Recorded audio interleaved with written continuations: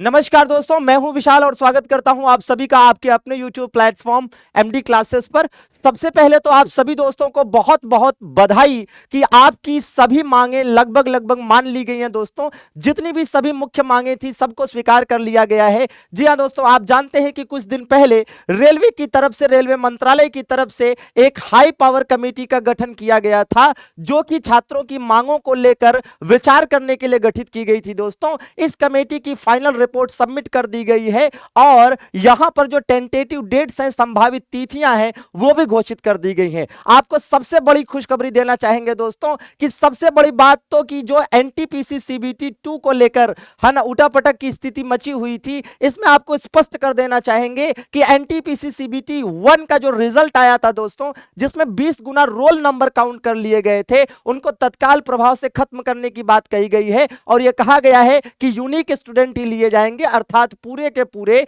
20 गुना छात्र लिए जाएंगे। और दूसरी सबसे बड़ी खुशखबरी है कि भाई ग्रुप डी का जो एग्जाम है, उसमें जो सीबीटी 2 कराने की बात थी, उसको भी खत्म कर दिया गया है। जी हां, ये ऑफिशियल नोटिफिकेशन है दोस्तों, जो कि आरआरबी पटना की वेबसाइट पर जारी की गई है। आइए डाल लेते हैं एक नजर कि क्या है इस नोटिफिकेशन में दोस्तों। तो देखिए भाई, जो नोटिफिकेशन आया है, आप देखिए ये नोटिफिकेशन जारी किया गया है। इसको मैं एक एक करके एक एक लाइन पढ़ के आपको एक्सप्लेन कर देता हूं कि क्या कुछ है खास। सबसे पहले देखिए लिखा हुआ है कि ministry of railway in terms of order number फला फला dated has constituted a committee to examine the concerns of candidates of CEN and non-technical popular categories and CEN फला फला level 1 has now been considered as follows। मतलब कहा जा रहा है कि जो हाई पावर कमेटी है, उसकी रिपोर्ट को फाइनली सबमिट कर दिया गया है और जो छात्रों की मांगे थी वो लगभग मान ली गई हैं। तो आइए देख लेते हैं कि क्या कुछ इसमें बताया गया है स्पष्ट रूप से।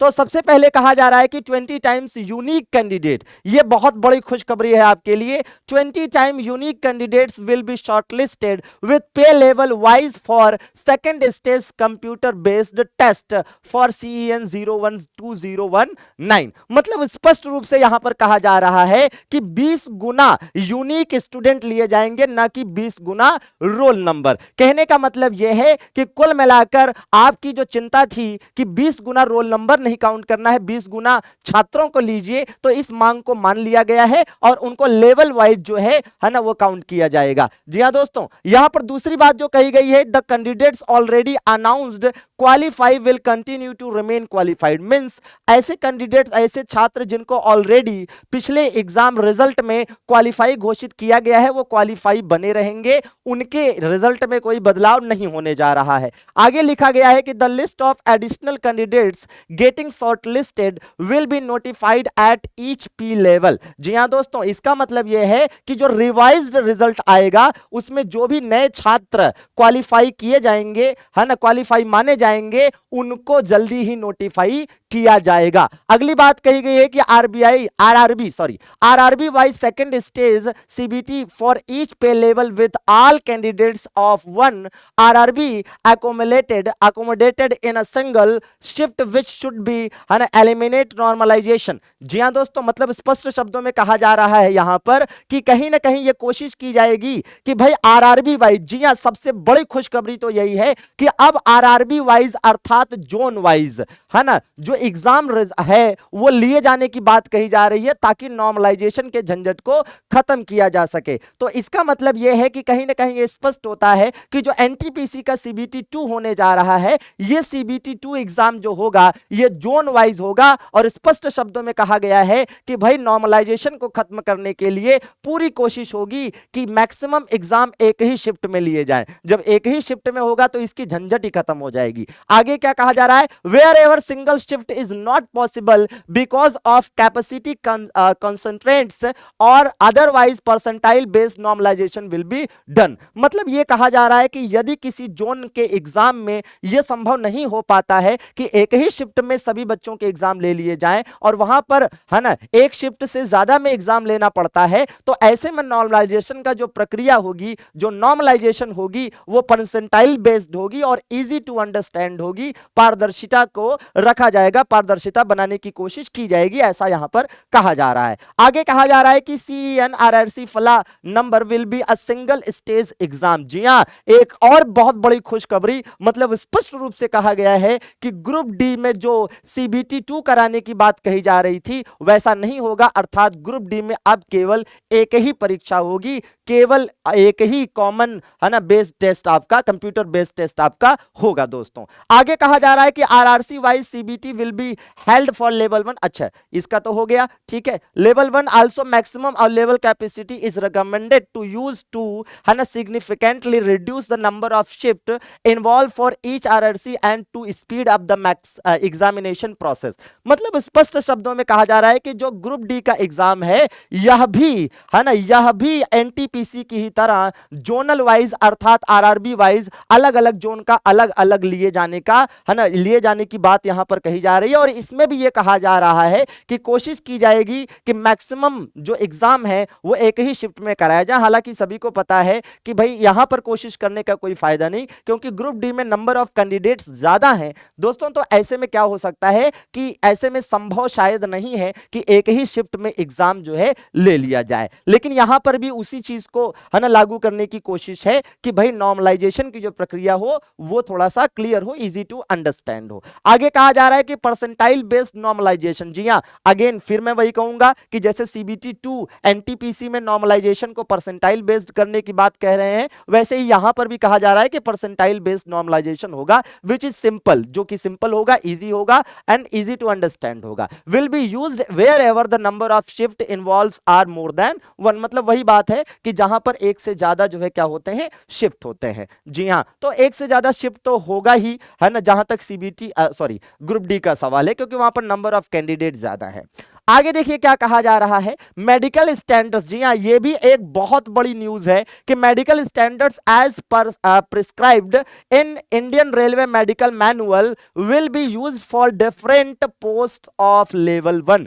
कहने का मतलब यह है कि जो यहां पर मेडिकल स्टैंडर्ड्स नए जारी किए गए थे और नए स्टैंडर्ड्स को फॉलो करने की बात कही जा रही थी, उसको भी यहां पर खत्म करने की बात कही जा रही है। और यहां पर स्पष्ट शब्दों में एक तरह से कह दिया गया है कि जो नोटिफिकेशन में आपका मेडिकल स्टैंडर्ड है ना फॉलो करने की बात कही गई थी उसी को फॉलो किया जाएगा, कोई भी नई झंझट इसमें नहीं होगी। अगली बात कही जा रही है कि any available income and asset certificate for candidates who have applied under EWS will be considered as valid. जी हां, यहां पर स्पष्ट शब्दों में एक तरह से कहा जा रहा है कि जो EWS के कैंडिडेट हैं उनके लिए ये एक बड़ी खुशखबरी है। जी हां, अर्थात EWS का जो सर्टिफिकेट है, इनकम सर्टिफिकेट है, वो किसी भी ईयर का बना हो दोस्तों, किसी भी साल का बना हो, वो एक्सेप्टेबल होगा। मतलब ये एक बहुत बड़ी राहत की बात है EWS कैंडिडेट्स के लिए। आगे देखिए कि शेड्यूल की बात कही जा रही है। जी हां, ये एक बड़ी खबर है। शेड्यूल जो है, लेकिन ये टेंटेटिव शेड्यूल है, मतलब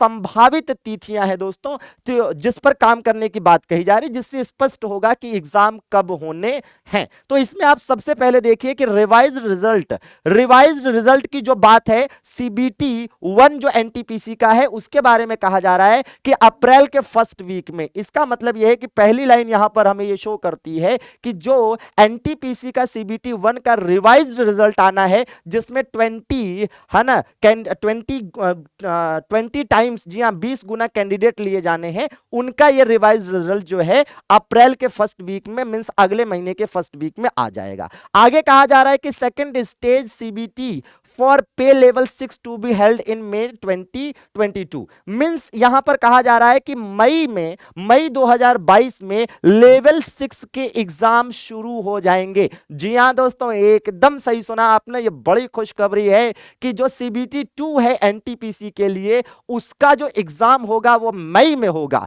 है ना, मई में होगा। और मई में भी जो सबसे पहले एग्जाम शुरू होगा जिस लेवल का, वो होगा लेवल 6। और आगे इस बात को भी स्पष्ट किया गया है कि थोड़े थोड़े गैप के साथ बाकी के जो लेवल के एग्जाम है वो भी कंडक्ट किए जाएंगे। यहां गैप की बात कही गई है, कहने का मतलब यह है कि मान लीजिए कि कोई कैंडिडेट अगर 2 लेवल में क्वालिफाई है, 2-3 लेवल में क्वालिफाई हो, तो उसे जो है दिक्कत ना हो कि पता चला आज जो है इलाहाबाद जोन में पेपर दे रहा है और उसका कल एग्जाम लगा हुआ है सिकंदराबाद या कहीं और, तो फिर पता चला इतनी जल्दी पहुंचेगा कैसे। ठीक है, तो इस चीज को भी यहां पर मेंशन किया गया है कि भाई है ना, छात्रों के हितों का ध्यान रखा जाएगा, उनकी सुविधाओं का ध्यान रखा जाएगा।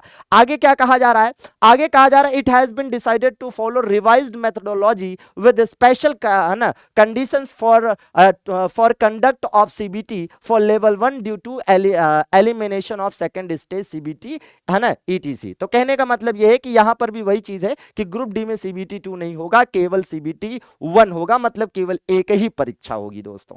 आगे कह रहा है this will involve mobilising of additional infrastructure and logistic to conduct CBT for level 1 with significant increase in per shift requirement. Efforts will be made to have the exam conducting agency ECA on board to conduct the CBT for level 1 as early as possible। मतलब यहां पर कहा जा रहा है दोस्तों कि जो ग्रुप डी का एग्जाम है, चूंकि इसमें नंबर ऑफ कैंडिडेट ज्यादा होते हैं तो हमें एक्स्ट्रा इंफ्रास्ट्रक्चर की जरूरत पड़ेगी, एक्स्ट्रा तैयारी की जरूरत पड़ेगी। तो यहां पर कहा जा रहा है कि हाँ भाई, इसको भी हम एज सून एज पॉसिबल, जितने जल्दी हो सके कराने की कोशिश करेंगे। हालांकि इसके लिए भी कहा गया है कि हमारी पूरी तरह से कोशिश रहेगी कि जुलाई 2022 में यह पेपर हो जाए। इसका मतलब यह है कि इस पूरे नोटिफिकेशन से आपको क्या कुछ चीजें स्पष्ट हुई, जरा समझने की कोशिश करिएगा।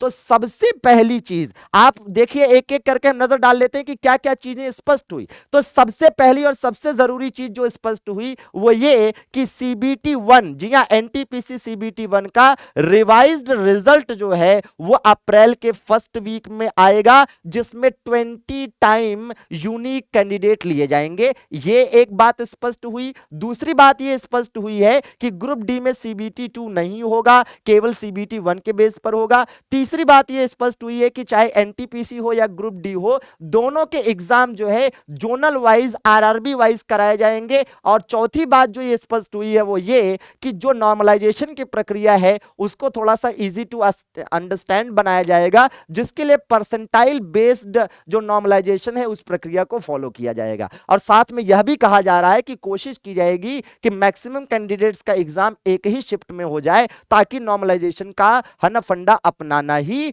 ना पड़े। तो और क्या क्लियर हुआ? पांचवी चीज ये क्लियर हुई कि आपका जो सीबीटी 2 है एनटीपीसी के लिए, ये सीबीटी 2 एग्जाम आपका कब होने जा रहा है? मई में होने जा रहा है। और जो ग्रुप डी का पेपर है वो कब होने जा रहा है? जून में होने जा रहा है दोस्तों। तो कुल मिलाकर आपके पास अब समय कम बचा है और अब लड़ाई असली शुरू होगी आपकी। तो एकदम लग जाइए अपनी तैयारी में, और अब की याद रहे कि पेपरवा की खोपड़िया में छेद करना है और अपने लिए नौकरियां सुनिश्चित करनी है। अब की बार रेलवे पार, जिसमें हम आपकी मदद करेंगे, हमारी पूरी टीम आपकी मदद करेगी। क्यों? क्योंकि हम आपके लिए लेकर आ रहे हैं विशेष रूप से रेलवे प्रीमियर लीग। एक बड़ा धमाका होगा और बेहतरीन तरीके से तैयारी होगी, और अब की पेपर बचेगा नहीं, पेपर बचेगा नहीं। Thank you for watching, thank you very much.